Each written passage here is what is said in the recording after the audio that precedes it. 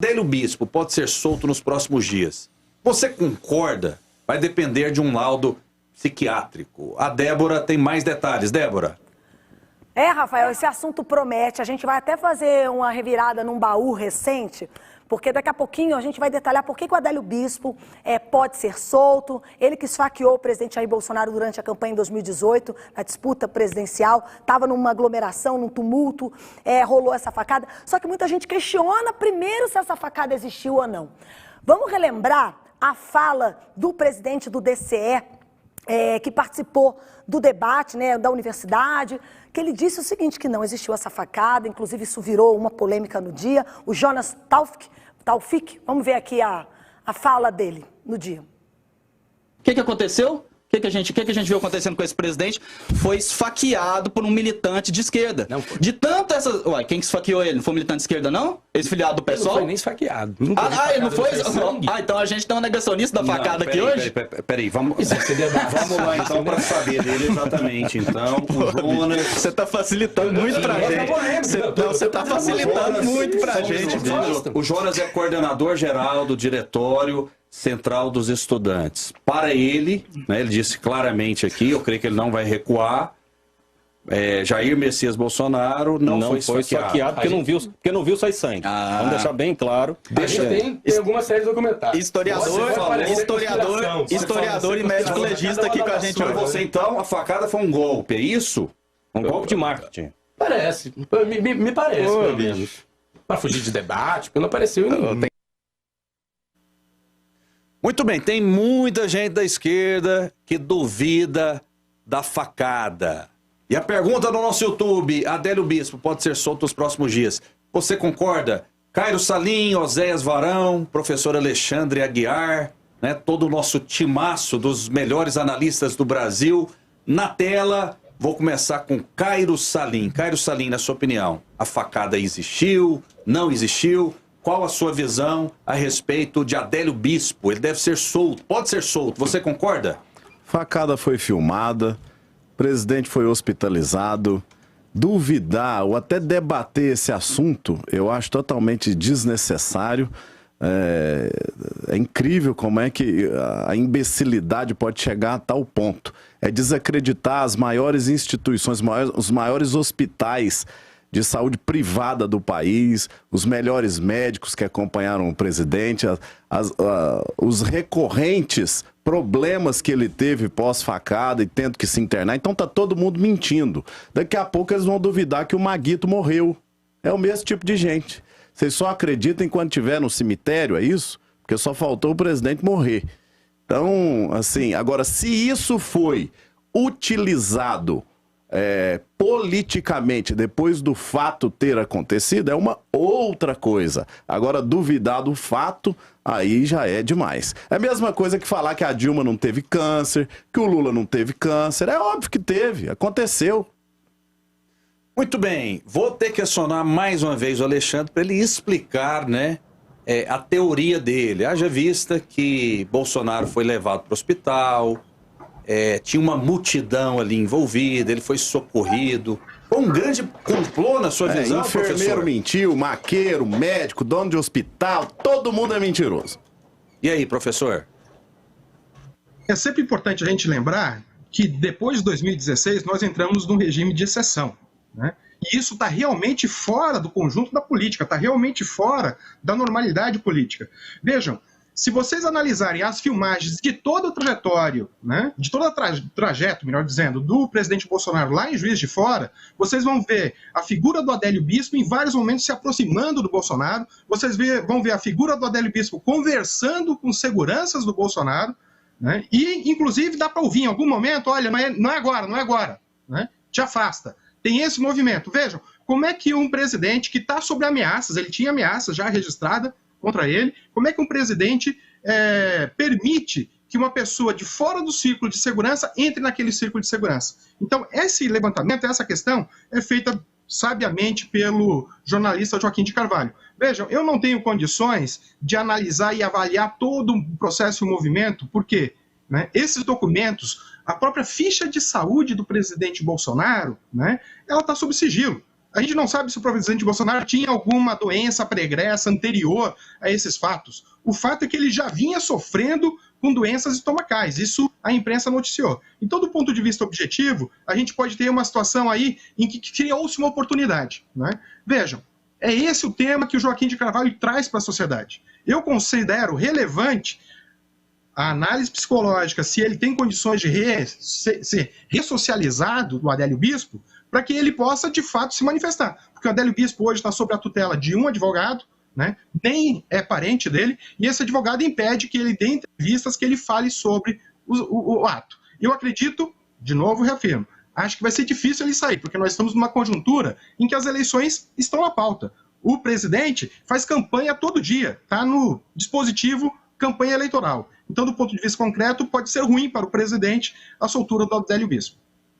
Telêmaco, Brandão, Oséias, que não se manifestaram a respeito desse tema. Primeiro, Telêmaco. Qual a sua visão, Telêmaco? Vamos lá, Rafael. Sim, o pessoal acusa, né, o pessoal de direito, olavistas, serem terraplanistas. Nós chegamos à conclusão que terraplanista não é ser terraplanista, não é privilégio de gente da direita ou da esquerda. Parece que tem de todo lado, né? Porque você questionar que um cidadão que foi filiado ao PSOL, que tramava, né, esse atentado, que mais que isso, teve um álibi gerado com uma entrada na Câmara no mesmo horário em que ele cometia o atentado, em visita a um gabinete de partido de esquerda. Aí agora nós vamos atribuir isso a uma conspiração do presidente para se promover. É inevitável, né, que o momento daquele de sofrer um atentado, um ato covarde, ele foi vitimizado.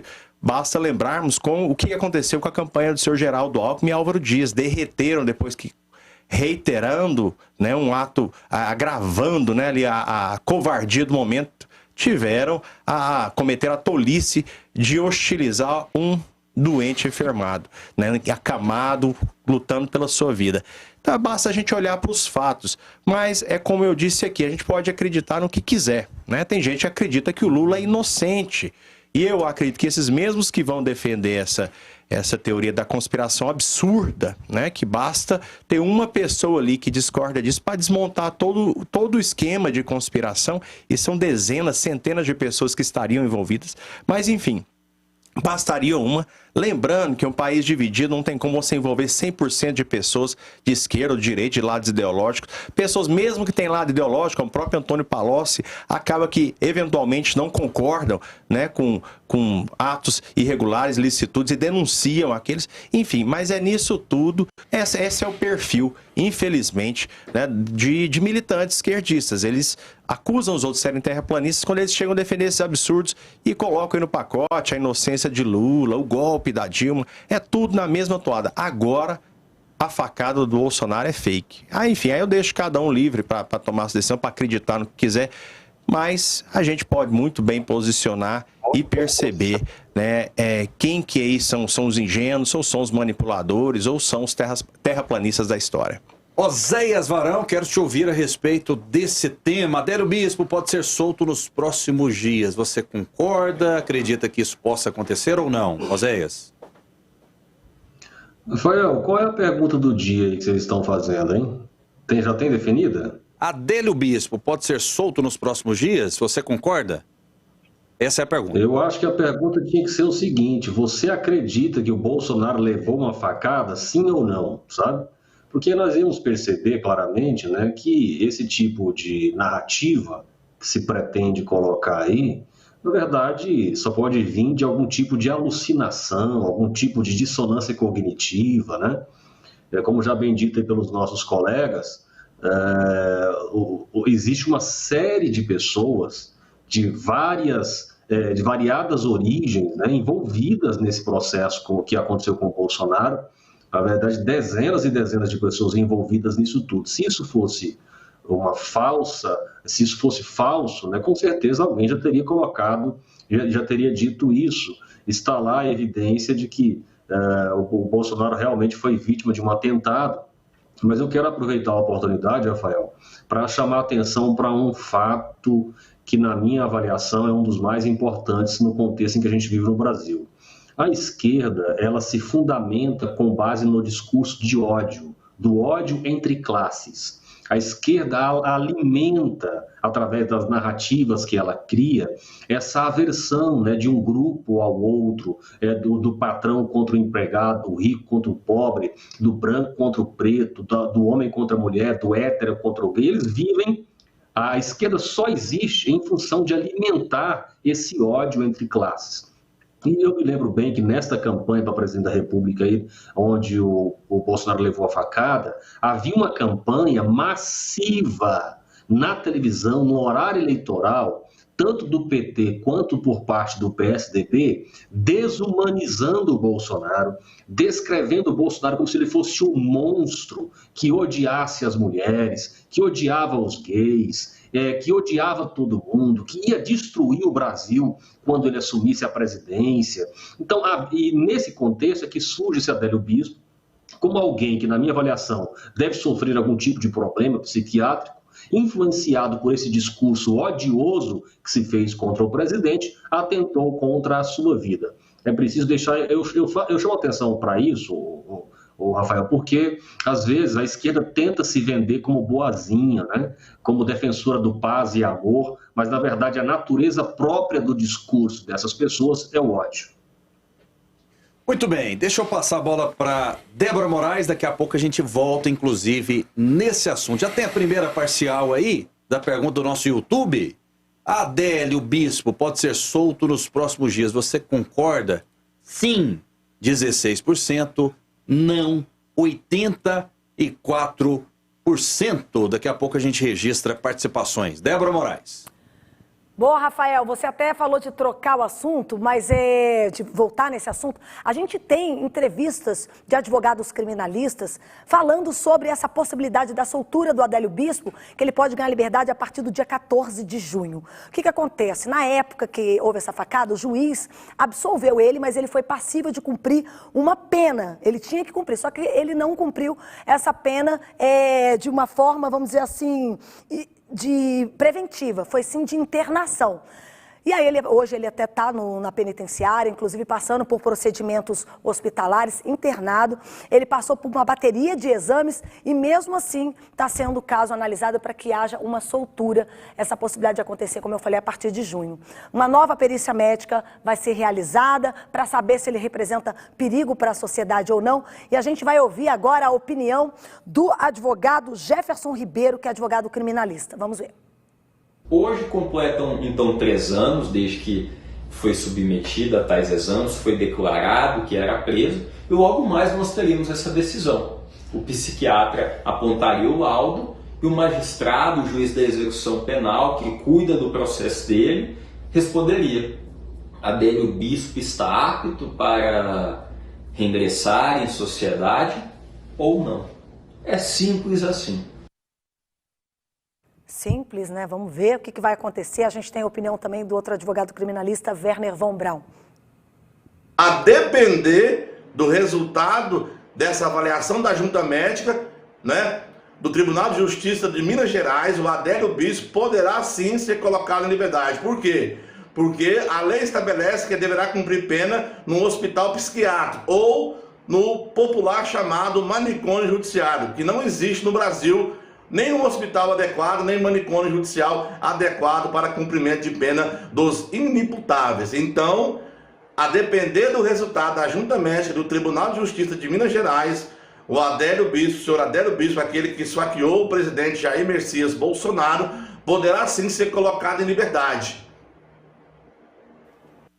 Telêmaco Brandão, a respeito desse caso, Telêmaco também é advogado trabalhista, mas pode dar mais detalhes e explicar com mais clareza o que está acontecendo. Telêmaco. Rafael, preciso só o pessoal entender, foi mencionado aqui a questão de regime de exceção, que vivemos um regime de exceção, é porque fala assim o juridiquês às vezes e confunde para o nosso telespectador e ouvinte. Regime de exceção é um instituto jurídico que suspende a aplicação de Constituição, isso não existe no Brasil, isso é uma narrativa sem pé nem cabeça. Outro ponto que você falou aqui, que é inimputabilidade. Adélio Bispo ele foi considerado inimputável. O que é isso? Um maluco, resumindo, que não responde pelos seus atos. Inimputável, que você não pode imputar a ele as consequências dos seus atos. Então ele está, e ele seria perigoso para a sociedade, então ele está afastado da sociedade, como uma forma de proteger a sociedade em razão dessa sua condição psiquiátrica, que é o que vai ser avaliado agora.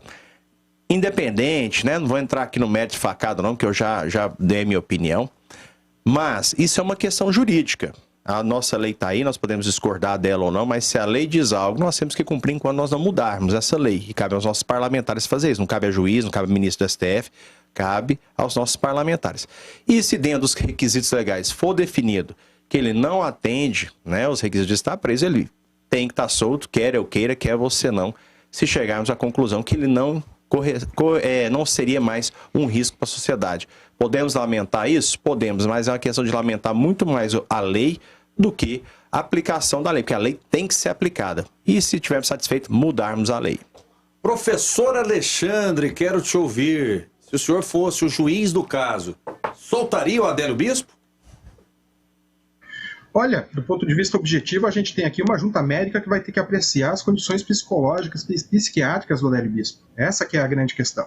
E vejam, o Adélio Bispo, sobre a medida de segurança em hospital psiquiátrico, que na verdade nós não temos, bem colocado aqui pelos demais debatedores, por tempo indeterminado, enquanto ele apresentar uma certa periculosidade social, mantém-se a situação. Lógico que ele pediu a revisão exatamente dessa condição, psiquiátrica pelo Poder Judiciário. Agora, do ponto de vista objetivo, é importante aqui, os meus debatedores, lógico, compõem uma frente conservadora, nós compreendemos, e eu penso que os telespectadores têm a clareza disso. Vejam, depois de 2016, a situação no Brasil se alterou muito. Vejam as crises do STF. O STF vai lá e autoriza o impeachment, depois o STF vai lá e proíbe o presidente Lula, impede o presidente Lula de ser candidato a presidente em 2018, e agora o STF entra nessa polêmica toda com o presidente Bolsonaro, existe um esgarçamento da institucionalidade, existem pedidos na rua de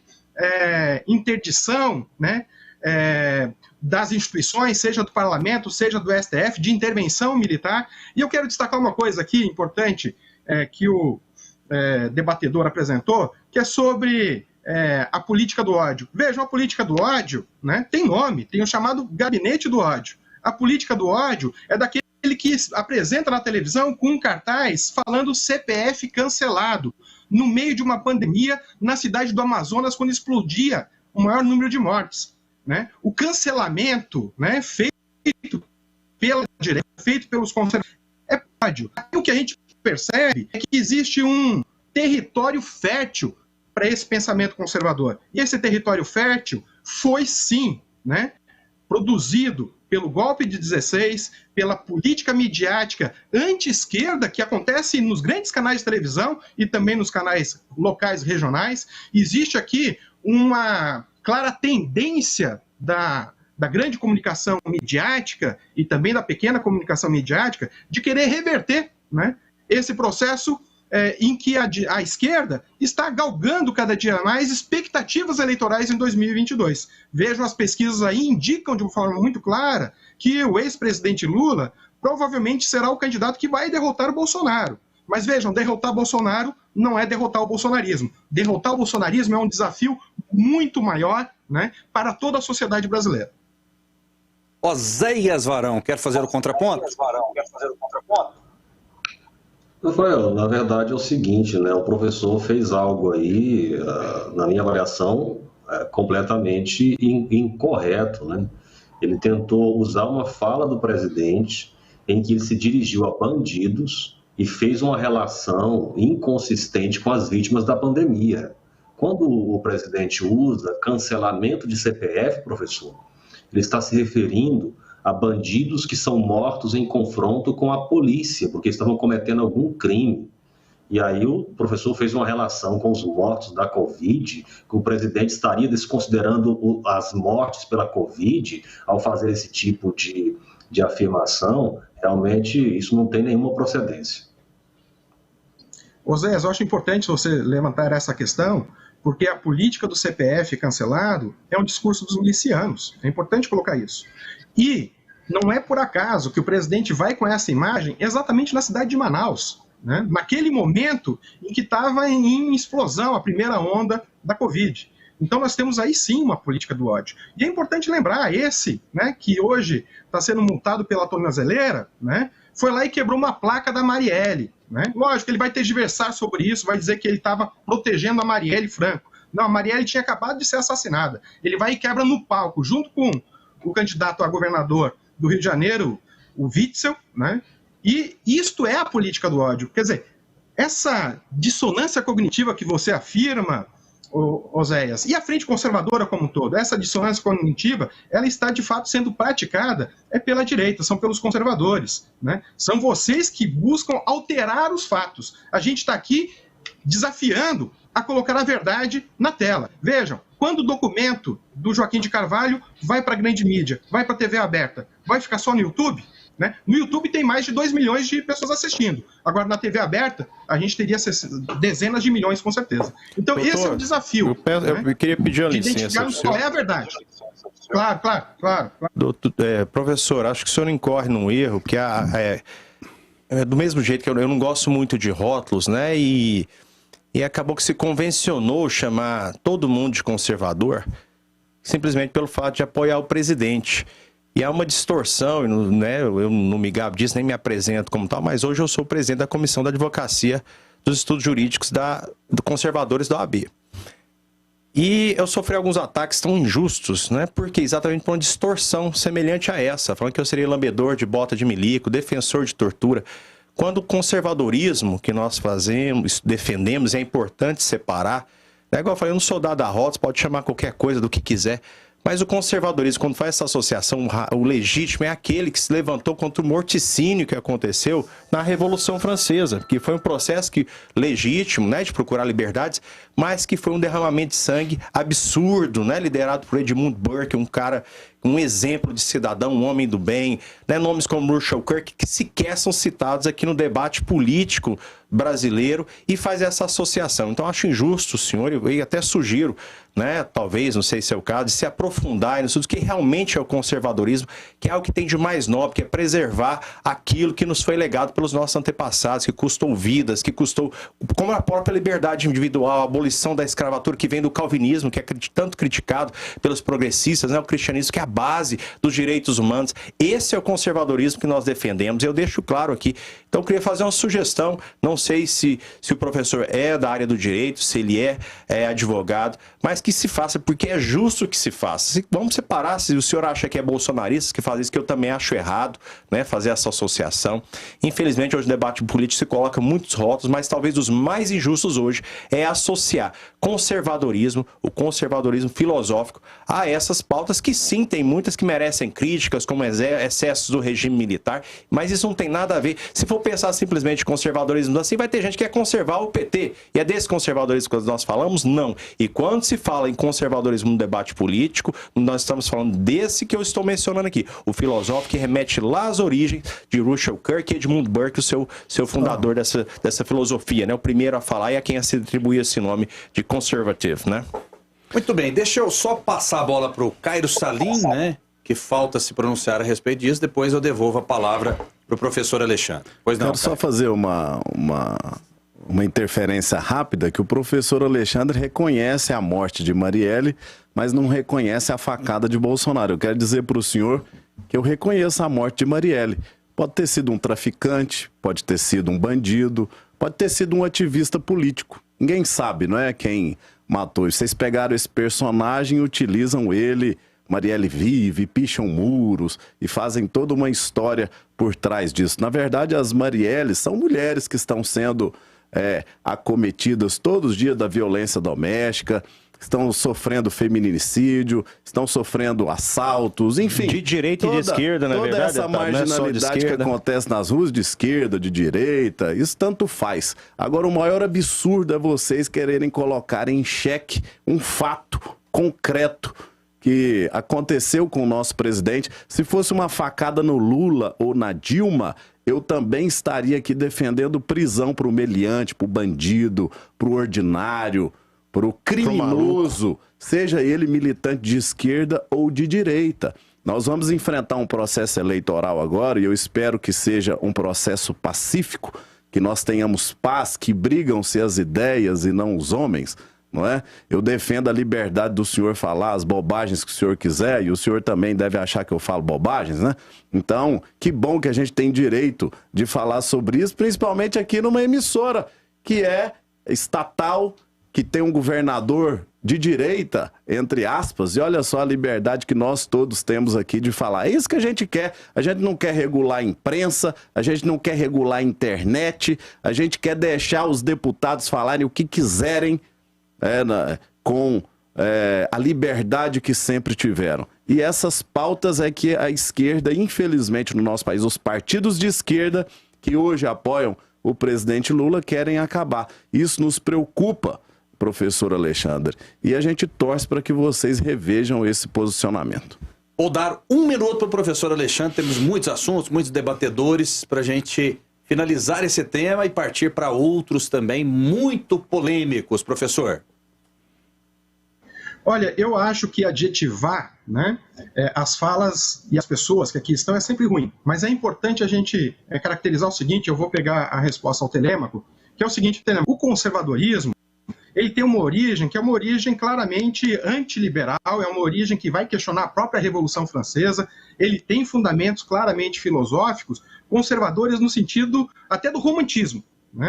E ele tem uma política em que, do ponto de vista objetivo, a pauta dele está dada para quê? Está interditada no debate sobre a família, está interditada no debate sobre a religiosidade, está interditada no debate sobre as questões culturais, mas o conservadorismo, ele afiança a política do liberalismo do ponto de vista econômico. E aí, nesse sentido, a frente conservadora, né, os partidos conservadores, que a gente pode chamar também de direita, ou até da nova direita que está surgindo aí na sociedade brasileira, sem dúvida nenhuma, eles têm uma característica que é buscar conservar o quê? Os interesses do grande capital, os interesses, né, daqueles que exploram a massa dos trabalhadores na nossa sociedade, né? E aqui a gente tem essa composição, né? Vocês querem conservar o que, afinal de contas? Querem conservar, né, uma política do Estado brasileiro em nome da defesa dos interesses do capital. E me parece que esse é o objetivo, né?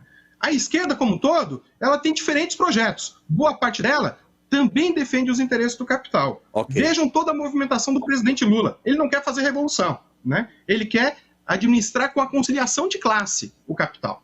Era isso.